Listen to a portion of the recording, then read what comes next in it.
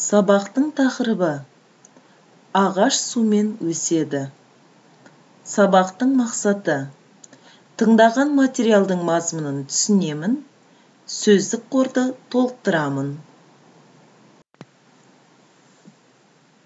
Жаңа сөздер: үйдің, әрине, мектептің, әлбетте, орындалады, төңірегі, айналасы, келемін.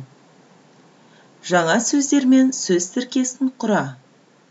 Үлгі: мектептің айналасы. Мәтінді тыңда. Біздің мектеп үлкен.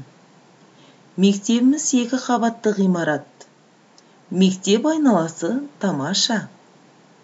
Әрине, жыл сайын мектеп айналасына ағаш отырғызамыз. Биыл шырша мен алма ағаштары отырғызылды. Барлық жұмыс, әрине, оқушылардың қатысуымен орындалды. Балалар ағаштарды суарып, айналаны тазартты. Оқушыларға мектеп ауласы ұнайды. Мәтінге сәйкес келетін 2 тұжырымды белгіле.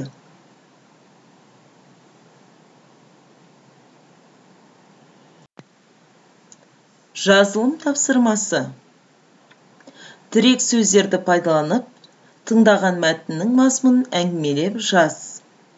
Тірек сөздер: шырша, мектеп айналасы, ағаш отырғызылды, әрине, ұнайды, 2 қабатты. Бағалау дескрипторы: тыңдаған мәтін мазмұнын жазады, тірек сөздерді дұрыс қолданады, сөйлем құрылымын сақтайды.